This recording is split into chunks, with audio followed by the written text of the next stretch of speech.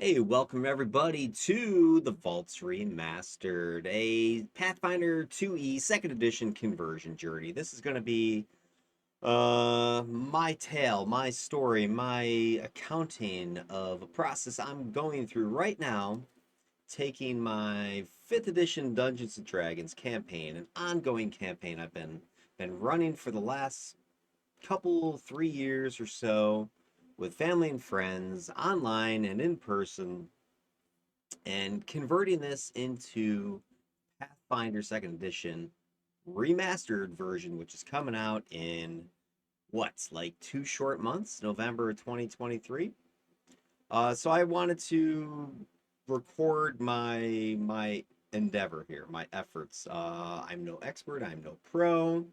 I'm just going through this like any old person, like many of you perhaps, or maybe some of you are thinking about it. And hopefully, this record, this vlog, whatever this is something that'll have some information that's useful for fellow DM to GMs, creators, players, what have you, that are interested in undertaking this journey themselves or have done so already, or perhaps you're afraid to do it, kind of like I was. But I'm committed.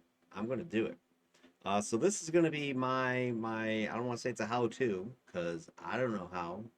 I'm just going to go and do it and see what happens. So I'm going to just showcase some of the tools, the techniques, the strategies that I'm going to use as a novice at this. I've played all of 4 games of Pathfinder Second Edition, which I GM'd, not really knowing exactly what I was doing. But I have used Pathfinder a lot previously as reference and inspirational material for my 5th edition game, which is called The Vaults. And The Vaults is being remastered, but into Pathfinder rules like wholesale. No more screwing around. All right. So with that said, let's get down to business and discuss exactly what it is I'm doing and how I'm doing it. And of course, we start with the basic question. Well, where do you start this process? You've decided your 5e game is no more. Not necessarily that you're not using that game. I'm talking about using the game you have, but converting it over to a different rule set. Pathfinders. But how do you start this? Where do you start? What do you do? Well, in my opinion, and what I'm going to do is I'm going to go ahead and just blow this sucker up. My world is getting tabula rasa. It's getting clean slate. Not that I've completely detonated it into a million pieces. You don't have to do that. The world still exists, but I am restarting it. I'm changing reality. I'm you know resetting everything. So all the players have new characters, or they can play old characters that they're converting. But I'm just starting fresh, like level zero, session zero, full on. Okay, so that is the way I'm doing it. And I would recommend, I think this is how you have to do it, because if you just try to convert straight from, let's say you've got some 6th level D&D 5e players and you just want to next session start playing Pathfinder rules, I think you're going to find that near impossible. And I'm going to kind of tell you, at least my opinion, why, and you can disagree, of course. But that is this. It is a D20 system, the 2 games, where you roll a D20, you add modifiers, and you have a target number you're trying to hit. If you hit the number, you are successful. You don't hit the number, you fail. But really, beyond that, the games are much different. And it starts at character creation. There is, in my opinion, an absolute gulf between how you create a 5e character and how you create a Pathfinder character. Again, the mechanics are pretty similar. You're going to have ability scores, stats, and whatever. But the process is much, much different. And I think if you were to try to take a current 5e player and their character and just throw them into a Pathfinder scenario, you're going to find that that's not going to work.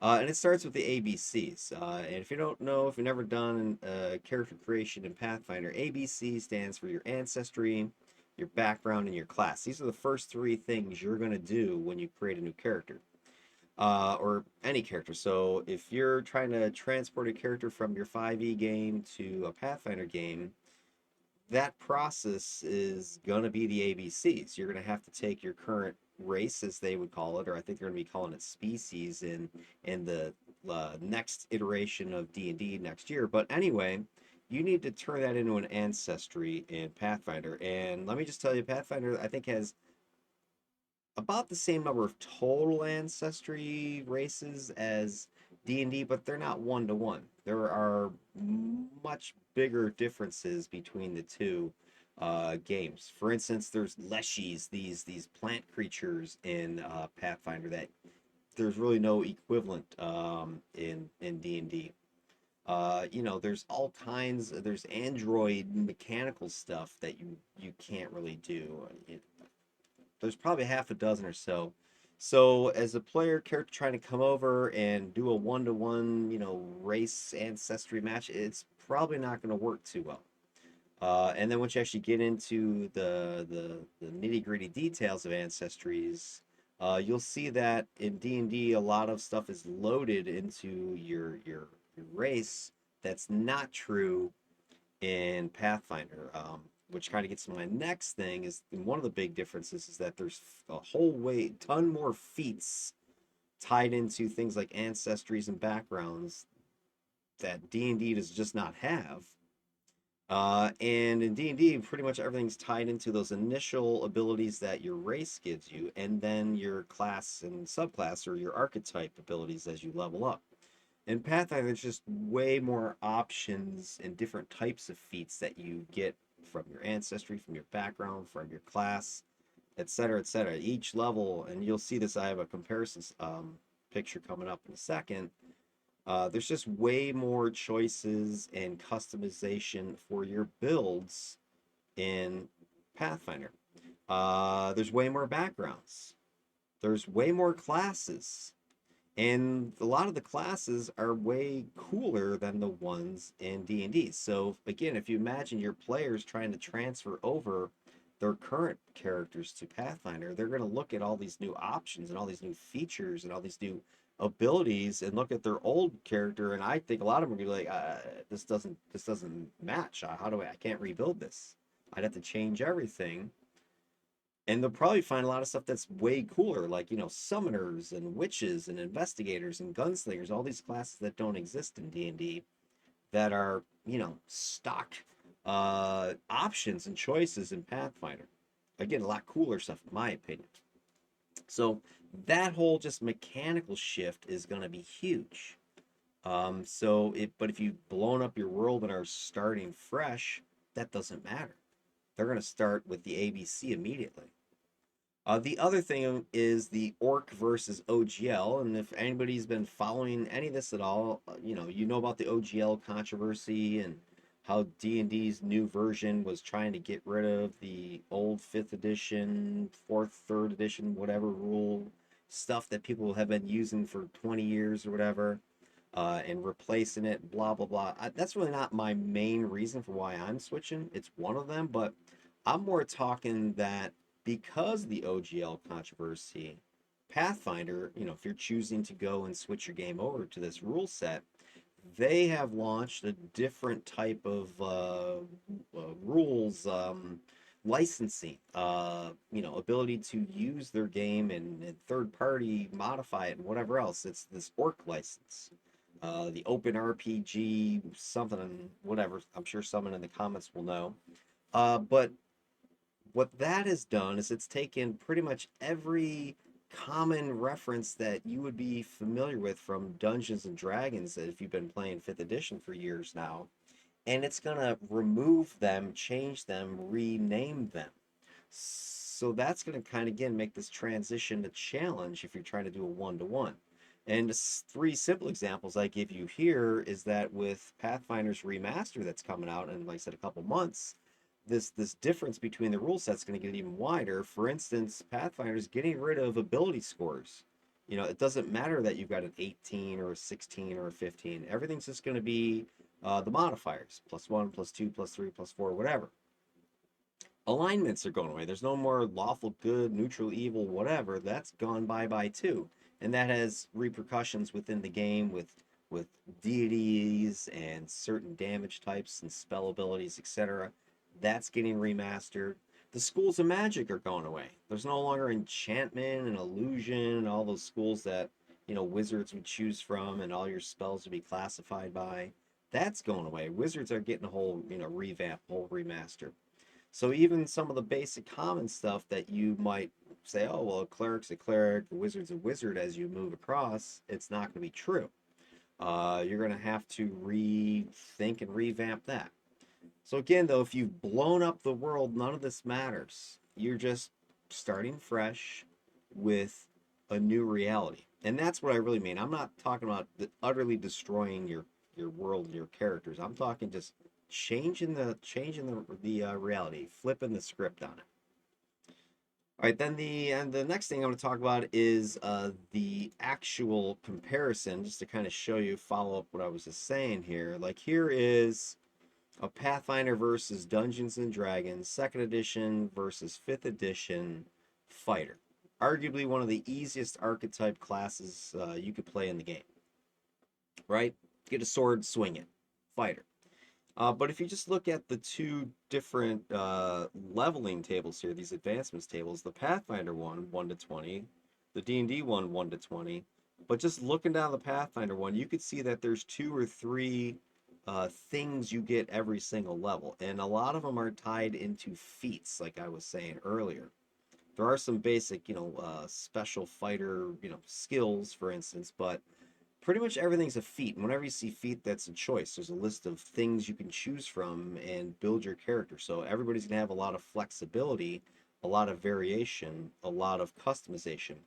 In 5e, you don't have as much variation. If you are using feats at all, you're replacing the ability score improvements with them. Whereas in Pathfinder, you get the feats and the skill increases and the ability boosts. So you're getting all that stuff. Your characters will be a lot more powerful. They have a lot more things they can do. Whereas in the D&D side of things, everything is really tied into what archetype you pick. Your background really doesn't have any impact on your character. Your race, your species, your ancestry had a little impact when you first chose it, but most of those extra little perks, die off by 5th level and you don't get anything new. Whereas in the Pathfinder game, you can see that you're going to be getting fighter feats, which, part of your class, but you're going to get skill feats, which can be tied into your background, can be tied into your ancestry. You're going to get ancestry feats. You're going to get general feats, and you're going to get these other just unique fighter abilities as you go. So there's a lot more going on, a lot more options. So even if you had something simple, basic like a fighter and wanted to transfer over, it's going to be really apples and oranges when you do so. So again, blow up the world and it doesn't matter. You can recreate a fighter if that's what you want to do as a player. Just you're going to have a way more interesting, fun creation because of all the options, because of all the customization, because of sort of this restarting. And if, as the GM, you're able to make it make sense in the world, why is the reality shifting? Why is the slate being wiped clean? What's going on? If that is built into the story, then this all makes sense, and everybody should be happy, intrigued, and interested in doing it. But hey, how do you wipe the slate clean? What's your method? Well, I think you just use basic, either natural earth examples of cataclysms or pop culture apocalypse sci-fi type of ideas. You could have, ye old big storm, hurricane, disaster by wind. You could have massive earthquake that shatters a, city or the countryside. You could have a big old volcanic eruption or wildfire racing across the countryside. You can have a much more localized event, some sort of storm, lightning, tornadoes, rain. Cataclysms, I'm kind of seeing those as confined to regions or cities, towns. On the other side, you got apocalypses, which are, in my definition, like global, world spanning. Nuclear Armageddon, robot apocalypse, alien invasion, global warming, meltdown of everything, disasters, something that affects the whole planet, asteroid impact, you name it, zombie apocalypse, whatever, something that effectively ends the world, and there's a few survivors, like a lot of movies you might see. So you have lots of options of how to do it. Just depends on what your game world is currently. And I'm gonna use my current game world known as the Vaults as an example in a few minutes to go through how I'm doing it and what my choices were. But this is just a brief little sample of what you could start thinking of. Now the big problem I see here is you're dealing with a fantasy world, and kind of by definition, fantasy worlds anything can go. Anything can happen because magic exists because but there's not all the technology that we would have in a modern society. It's going to be crude and probably rudimentary. Maybe there's some black powder, some alchemy, maybe there's some warforged gear forged, whatever mechanical steampunky stuff out there. Could be.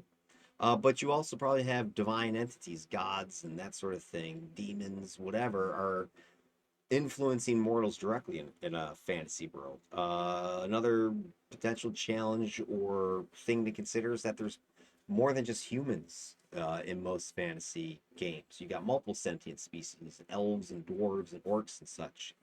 A lot of the history of your fantasy world is probably myth, legend. There's probably a lot of superstition because you go to a spooky, shadowy forest. The shadows can literally come out and kill you in a fantasy world.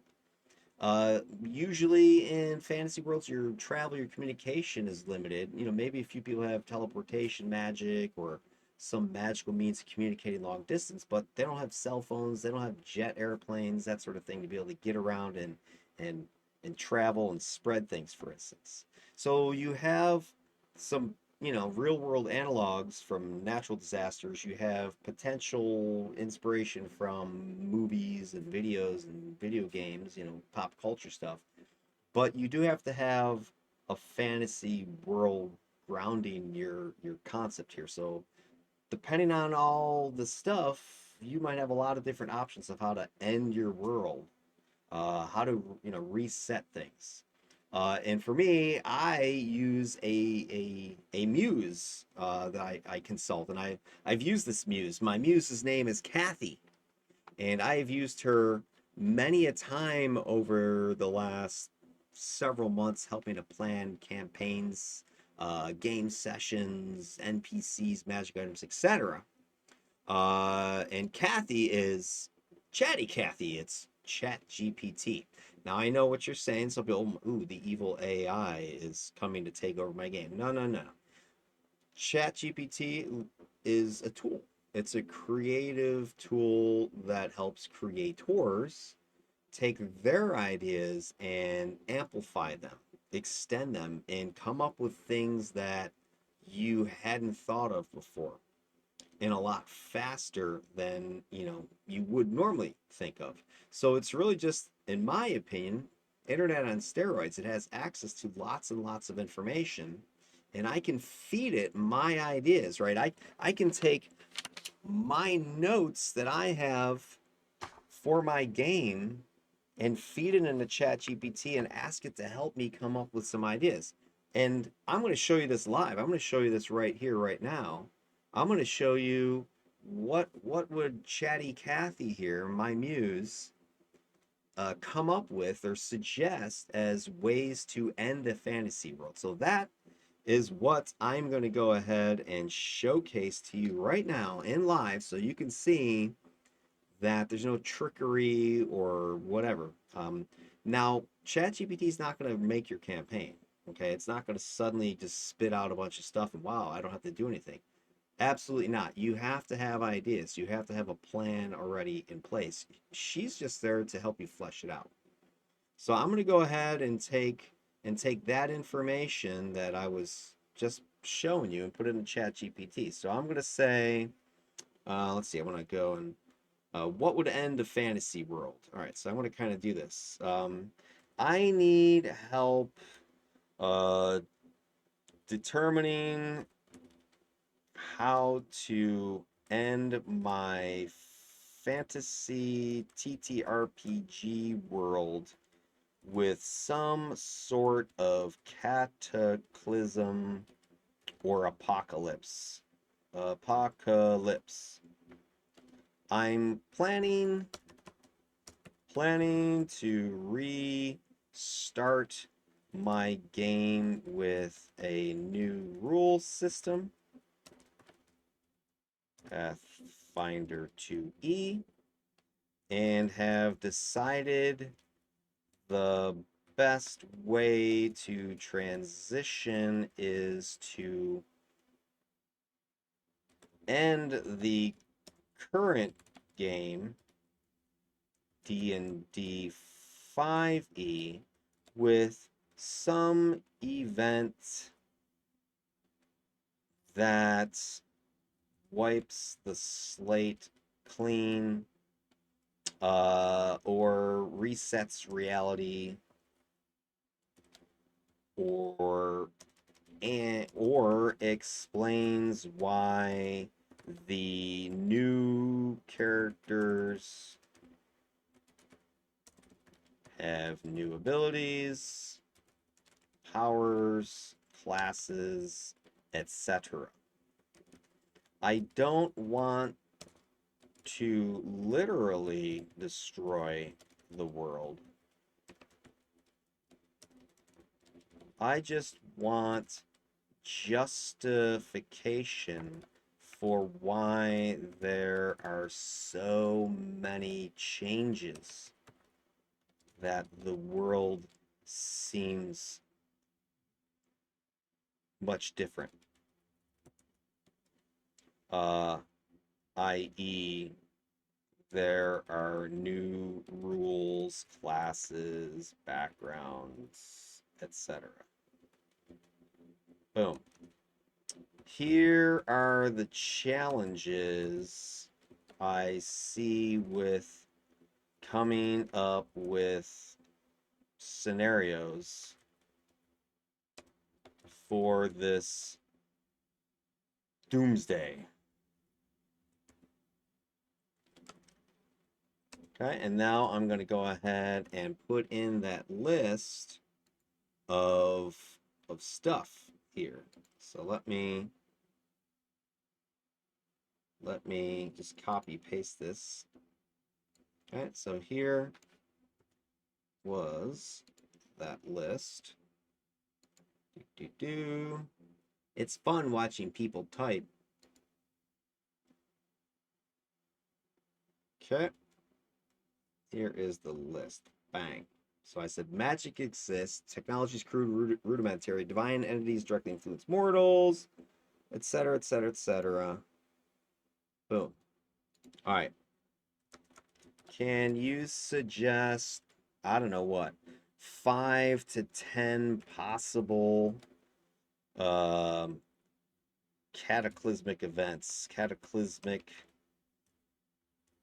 or apocalyptic events, apocalyptic events to explain why the world changes when the new game restarts. Most of my players will be the same people, but they will likely be starting new characters at level 0. Enter. Boom. Let's see what she comes up with. All right, so here she goes. Now, she is, again, just taking my information, and then she's accessing the data that she has access to, internet, whatever. And I don't know what they programmed her with. I know that's part of the controversy that the AIs are being programmed with stuff that, we humans have created, and it's using it without our permission. But I mean, honestly, isn't that what the internet is? I mean, people are posting stuff left and right, and data's out there, and you can Google whatever and download whatever, and what's stopping you? So the AI is just doing that as well. Now, if you're out here stealing people's stuff and, you know, cheating like that and selling it, well then yeah, you're just a scumbag. But like anything else, any other technology, it's as good or evil as the creator, the user. All right, let's see what she came up with. So it took her about a minute there to kind of generate some stuff. And I have the paid version, by the way, so it's a little bit fancier than what you would get with the freebie. So I got GPT-4 going. All right, so here's what she's got. All right, of course, the transition between systems offers a great opportunity for storytelling, world-shaping events. Here are several cataclysmic or apocalyptic events that can create a fresh start while retaining the core of your world. The convergence of planes. Different dimensions or planes momentarily collide or overlay the current world. The sudden confluence introduces new magic, creatures, even terrain to the world. Once the planes diverge, they leave behind a drastically changed landscape with altered magics, new races, and a need for heroes to reestablish order. I mean, that's a great idea, right? We know there's different planes of existence in most fantasy games. Who says they're just stable in some little locked positions? How it could be just like the galaxies, they're moving. Great idea. The shattering of the divine. A major event causes a schism among the gods. Gods are very fickle. This could be a betrayal, a forbidden love, or some mysterious external force. As the gods clash, right? Like as mortals, you would have no idea until all of a sudden it happens. And the world catches on fire. As the gods clash, their powers fracture and reshape the world below. When the dust settles, new deities arise, granting different powers to their followers and fundamentally changing the nature of magic and divine influence. That could be a completely easily rational explanation. Rational explanation, right? Fantasy gods. All right, Awakening of the Primordials. Man, it sounds like they stole from my freaking game with this one, because spoiler, that's what's going on in my world. At least one of the things. Awakening of the Primordials. Ancient elemental beings drawn from the dawn of or beings from the dawn of time reawaken, reshape the world according to their whims. Their actions could warp land, sea, climate, introduce new species, subspecies to the realm. With their slumber disturbed, they could introduce new laws of physics and magic, prompting new classes and skills. That's fine too. Now, notice none of this stuff is like, oh my God, I've never heard of this before, right? This is kind of, generic, right? Again, this is what I mean. Like, Chatty here, Kathy, she's not going to generate your entire campaign. She's just spitballing some ideas out for you. You have to take this stuff and come up with more. So you can have a dialogue, you can have a back and forth with Kathy to expand upon any of these things. This is just giving you some ideas because, here you are stuck. I need to blow up my world. What do I do? Well, this is just some options for you. And maybe some of these suck. Maybe some of them are good. I don't know. I can see a couple of potentials that I could use, and this one here sounds a little bit about kind of like what I'm doing, but mine's a lot cooler, I hate to say. Anyway, Great Amnesia, a mysterious event, spell gone wrong, celestial event, powerful artifact activates, causes the world to just forget. Entire histories, techniques, and magics are lost, but as the fog lifts, new memories, abilities, and histories form in their place. While the world's landmarks remain the same, its knowledge and capabilities of its inhabitants are altered. I mean, that's cool. Right? That's as simple as it gets. Yeah, you just forgot. It could be the same stupid characters, right? But they just forgot who they were. Why? Nobody knows. Maybe there's a couple people that know, but they're like the awakened or something, or the whatever. They never slept. Huh. Insomniacs. All right, then temporal disturbance. Time itself becomes unstable, causing pockets of the past and future to meld with the present. This introduces future advancements in old world magic simultaneously. Interesting. When stability returns, the world is a mosaic of different epochs, requiring heroes to rediscover it and understand the new dynamics at play. Okay, that could work. Crystalline meteors. Meteors from the distant cosmos crash into the world. These aren't ordinary rocks, but crystalline entities imbued with strange energies, kind of like aliens. Their impact introduces new forms of magic, mutates creatures, and alters the landscape, creating new terrains and biomes. All right, that's cool. That again, it could be completely not plotted from your current game. Just something terrible happens, cataclysmic from outside the game world, could completely, like, think about it, like if the Earth tomorrow an asteroid impact hit, right? I mean, imagine what would happen. Same concept here. So why not shake up your fantasy world with sort of a simple explanation? Seed of Rebirth, an ancient tree or artifact long considered a myth, activates. It releases spores or energies that blanket the world, causing rapid evolution mutation and the birth of new magics. The world's inhabitants must adapt to these conditions, resulting in new abilities and classes. This is actually pretty cool because in my game world, which is the vaults, it's like a subterranean, dark lands, underdark, inspired world. There are, mushroom men, the myconid types, fungaloids. What if their god just decides enough of these flesh and bloods and just puts out a big old spore bomb that causes everybody to forget stuff or mutates everything? I mean, that could easily be something I could use in my game. The world's dream. The world itself is revealed to be a sentient entity, and it begins to dream. This dream warps reality, introducing fantastical elements, creatures from myths, and altering the very essence of magic and existence. When the world awakens, it's forever changed. That's like next level insanity stuff. Everything's just a dream. So all that reality was just the world dreaming, and now it's waking up or having a nightmare. Ooh, that's and then maybe you have to somehow put it back to sleep in order to reset the world again. I don't know. That could be cool. Portal Pandemonium. Again, this is kind of sounds like they're stealing it from my game idea. I have something like this happening as well. Portal Pandemonium. Numerous portals to other dimensions open throughout the world. Through these, new creatures, magics, and technologies flood in. As the portals close, the world is left to integrate these new elements, leading to a restructured society and the emergence of new classes and abilities. Yeah, imagine that just happens. Stuff just comes walking out of these portals, they close. Like, where did that come from? Is it going to happen again? How do we stop it? How do we reverse it? Interesting.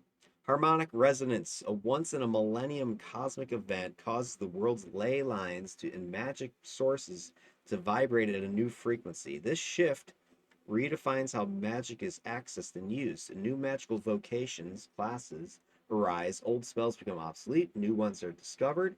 This harmonic change could also affect the very genetics of sentient beings, giving rise to new racial abilities and traits. Again, crazy idea, but also simple, right? I mean, you could easily tell this story either up front to the players, or this is something you discover as a player, a new player, and like, there's stories of the world before and when things used to work and now they don't, and there was some strange vibration one day and then it disappeared and everything's changed, and maybe now you're trying to figure it out and sort of way to undo it or reverse it. All right, and then she gives you last bit of advice here. Remember, the aftermath of these events can be chaotic or organized as you like, providing ample opportunities for new stories, quests, and adventures for your players navigate this reshaped world. All right, so I asked her for 10 things. She gave me 10 things. Some of these are pretty interesting. Some of them are, yeah, okay.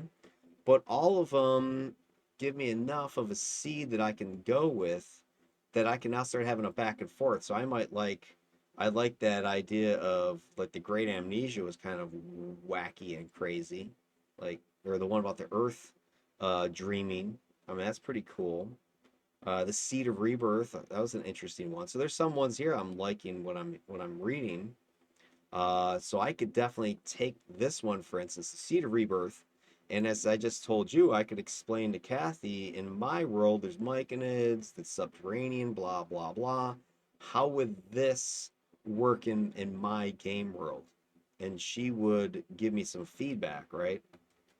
So I could say this. I'm intrigued by, boom, in my game world, the vaults, there are sentient mushroom men called fungaloids who worship a primordial ancient fungus that stretches for miles beneath the subterranean worlds the players inhabit.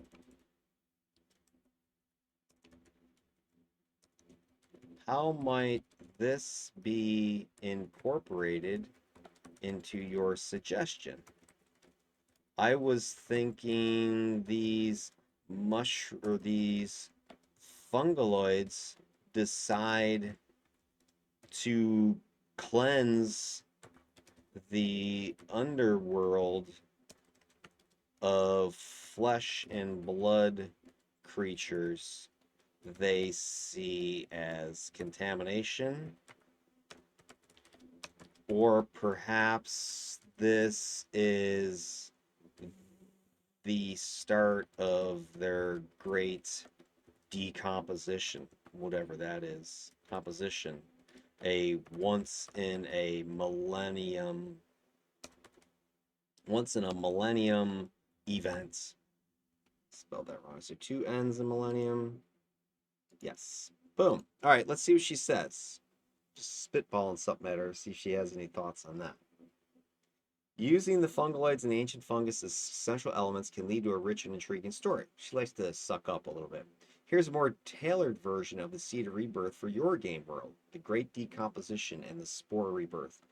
Background: deep beneath the world, the ancient fungus that the fungaloids worship has been in a dormant state for eons. This is not just any fungus, but the very heart and soul of the vaults, a primordial entity. For the fungaloids, legends speak of a time known as the Great Decomposition, a period of renewal, transformation, and rebirth that occurs once every millennium. Okay? The catalyst. Your players could stumble upon a hidden chamber or artifact, perhaps even unknowingly, that activates or accelerates the process of great decomposition. Alternatively, a celestial or other cosmic event might resonate with the ancient fungus, initiating the event. The great decomposition begins. As the ancient fungus awakens, it releases potent and transformative spores throughout the vaults. These are not your ordinary spores. They carry the very essence of the primordial world. As they spread, they begin decomposing and reshaping everything they touch. For non-fungal inhabitants, flesh and bone creatures might undergo mutation, some beneficial, some detrimental. These can manifest as new abilities, altered appearances, or even change dispositions. The landscape of the vault itself begins to evolve. New caverns form, old ones reshape or collapse, and unique flora fauna birthed from the ancient memories of the fungus begin to emerge. For the fungaloids, seeing this event as a holy occurrence, they might believe it's their sacred duty to aid the spores, ensuring the great decomposition is successful. Some fungaloids evolve into higher, more divine forms, becoming avatars of the ancient fungus. They may develop new powers, abilities, or even magic previously unknown to them. They may start seeing flesh and bone creatures as contaminants that must be cleansed or converted, leading to potential conflicts with the need for diplomacy. The aftermath. Once the great decomposition ends, the vaults are forever transformed. The ancient fungus, having released its energy, may return to dormancy, but its impact remains. New ecosystems, new magics, and new challenges arise. The fungaloids, having played their part, might retreat to sanctified grounds, or they might take on a more active role in this reshaped world, perhaps even forming factions based on different interpretations of the event. The transition from D&D 5e to Pathfinder 2e can be framed as the aftermath of the Great Decomposition. Characters in this new world would have evolved abilities and skills, justifying the new classes, feats, etc. of Pathfinder. Old landmarks might have changed, new regions might have emerged, the ancient secrets buried by the fungus might resurface, waiting for adventurers to discover them. So this is like, again, this is cool, right? So now I can sit here and start my game with this story. Tell the players, hey, here's what tales you've heard. You know, 10 years ago, the world was completely different, but the great decomposition was released, and the fungaloids marched across the vaults, and everything we once knew was transformed. That's why we have new powers, or maybe we're survivors who managed to cloister ourselves in some whatever confined place where the spores didn't get us. Who knows? All right. Anyway, hopefully that demonstration there is showcasing what I was talking about, that your chat GPT here is not some evil entity that's going to you know steal all your ideas and sell them on the dark web or something like that. It's a back and forth. It's whatever I ask it. I give it information, it gives me feedback, right? That's what I'm using it for. All right, so I consulted the muse. I got plenty of ideas. I just showed you how to sort of start fleshing out one, and that's just I mean, that's just maybe my introductory spiel I now can give to my players. Uh, And that was in real time, right? I mean, that was whatever 15 minutes of work that I was just showing you how to do that. Again, that's just scratch the surface. I'm not ready by any means to start that campaign with that. But I will, kind of go on to my last part here. Hey, what am I doing? From my game world, the Vaults, as I've already alluded to, it's a subterranean world. I'm basing it on, the Darklands from Pathfinder's world, the Underdark from D&D. It's inhabited by your typical fantasy creatures, like I was kind of mentioning, the Fungaloids, Myconids. You got dark elves like the Drow, the Grey Dwarves, Durgar, the Deep Gnomes, Firfnibelin, etc. There's like 24 races or ancestries. It's the way I want you to kind of envision. It's like a pancake stack of caverns that gets deeper and deeper and deeper. But the caverns are huge enough to encapsulate whole cities, big lakes, with room to spare. And they're interconnected, and there's lots of places to adventure vertically. There is one major city that, well, spoiler, gonna get trashed in my apocalypse here. That was ruled over by this tyrannical cult, the Black Earth cult, which is again a 5e inspired group, and they worship another D&D entity or inspiration, Ogremok, the primordial stone. So these Black Earth cultists have taken over the city of Pedestal and have enslaved pretty much the rest of the people. But survivors, refugees of this tyranny, they live in one of the vaults that's deeper beneath Pedestal. It's the ruins that Pedestal was built atop. And it's an earlier civilization that was built by Dragonborn, Gemstone Dragonborn. And basic theme of in my game world that was under 5e rules. The PCs were, the heroes. They were adventurers who were dealing with scarce resources and even scarcer hope. And they were sort of the lights. They were the people that were helping the refugees and survivors, and getting materials to live, or just taking on tasks that they were contracted and hired to do by, I don't want to say the rulers, because there really wasn't too many rulers. It was, the people that had, organized enough of the camps to kind of run them. So in my game world, I've already come up with a couple, technically 4 events that my world is going to end with, that my world actually has ended with, because my game, 5e game, ended at the close of September. I run 2 games that run in parallel in the world of Vaults, 2 different teams, and one team ran on every other Tuesday, and my other team ran on every other Thursday, staggered, alternating throughout the month. Both teams were given agency to, of course, do what they want. This is kind of an open world. And I let them know that I was going to be ending the game soon, and that's it would kind of go out with a reason. I told them there's going to be a reason why, starting in November, they're going to have Pathfinder characters.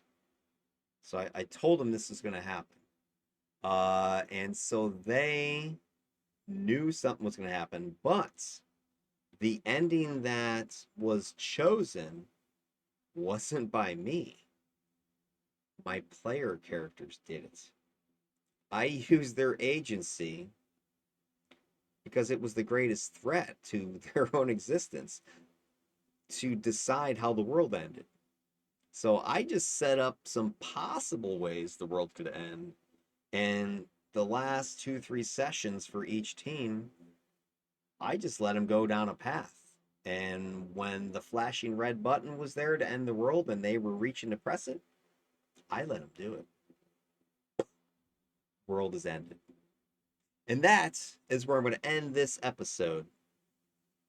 Exactly what I did, and how I'm going to recast this world in the aftermath, that is going to be next episode. So I appreciate you tuning in this long and listen to me babble on about what I did and how I did it and how I'm using Chat GPT. And hopefully you like this. If you do, go ahead and subscribe, like, all that fun stuff.